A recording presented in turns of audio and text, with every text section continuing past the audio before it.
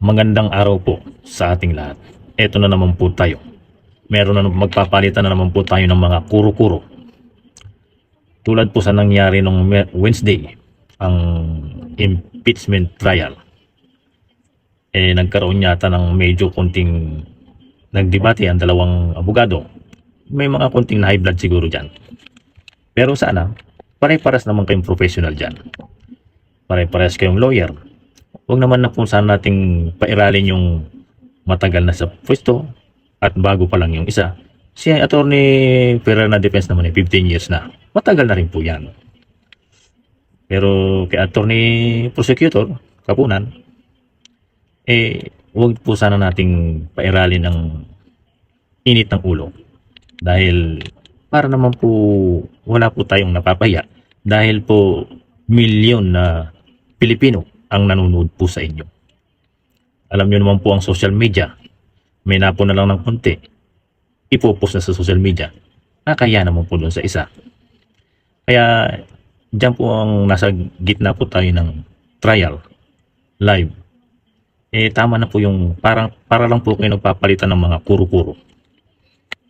Kung merong hindi dapat, kausapin nyo ng maayos. Object na maayos.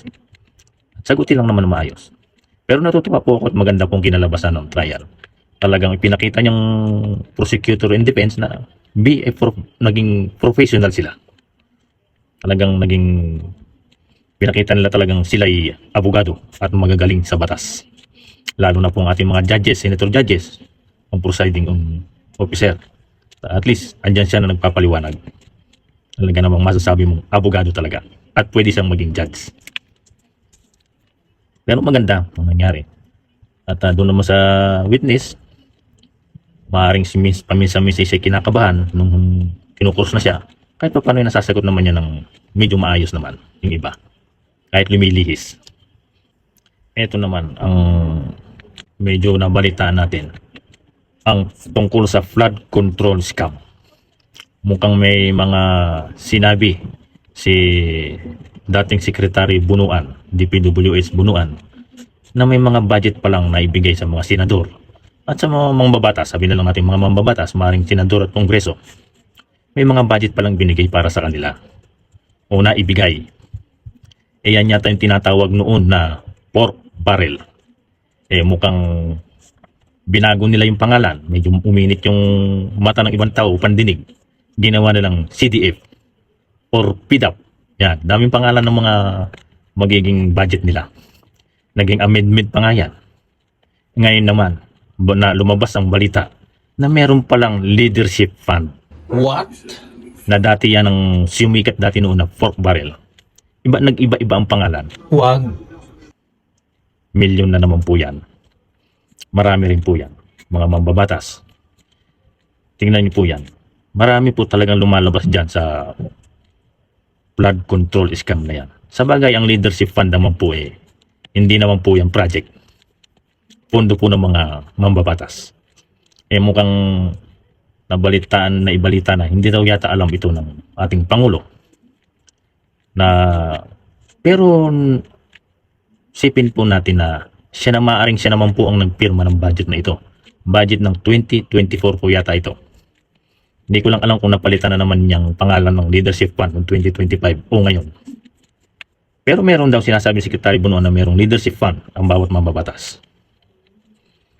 Pero maaari sigurong ibang pagkakaintindi ng Pangulo o ibang naka-title doon. Lalo na kung leadership fund. Siyempre okay lang yun. Kaya lang, malaki-laki rin pong budget po natin yan. Paano kung yan naman pong in-audit ng COA? Hindi po natin alam. Kaya dapat po sana maunawaan po natin ang Vice Presidente. Hindi ko po siya kinakampihan. Ang sa akin lang naman, yung sitwasyong nangyayari. Ang sitwasyong nililitis nyo sa kanya ay baka may mas masahol pang gumagawa dyan na kapag inaudit din nila o inimbestigahan din nila ay mas malala pa. Kaya nga nung tinatanong nila, yung mga fund niya ginamit ng ganitong araw lang, 11 days. Meron ka bang nakitang, maaari sa iba siguro, maaari nagagamit nila ng mga 4 na buwan. Kaya lang, ito, malaki na naman po ang budget pala ng bawat mambabatas.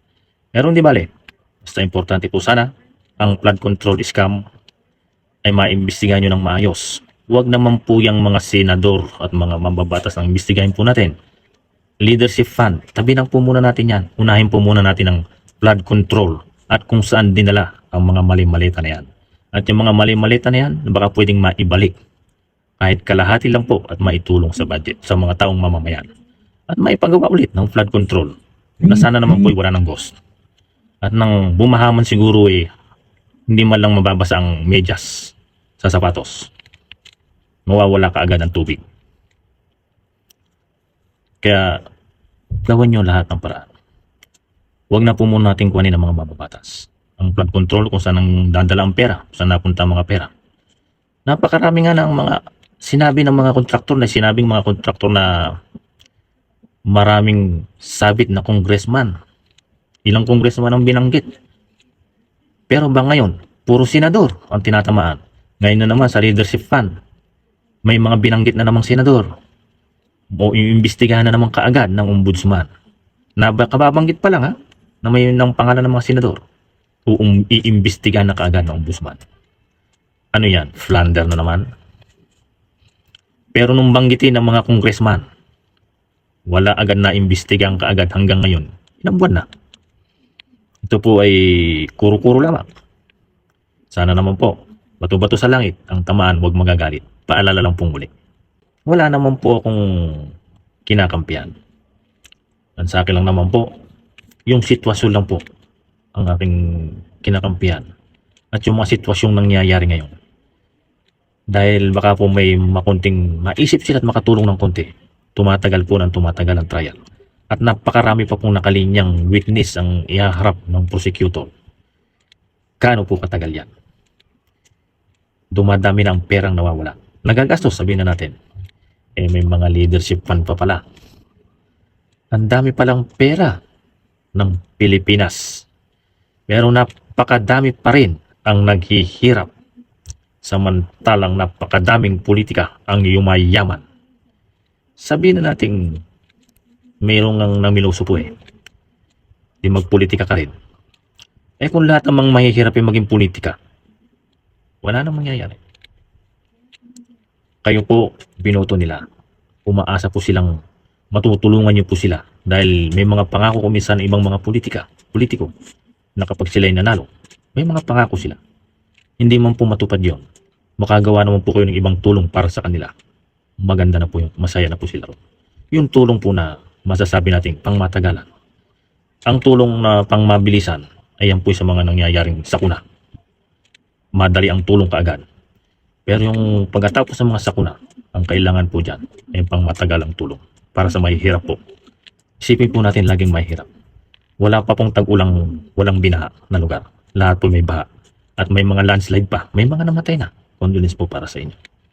Sa Baguio, may mga namatay na slide po dyan. Sana naman po sa susunod po na tagulan o darating pa pong araw ay wala na pong landslide. May landslide wala na po sanang mamatay. Kawawa po. Kaya po ito pong muli, kuro-kuro lang po. Ang tamaan huwag magagalit. Muli po, what happened in our country, Mr. President?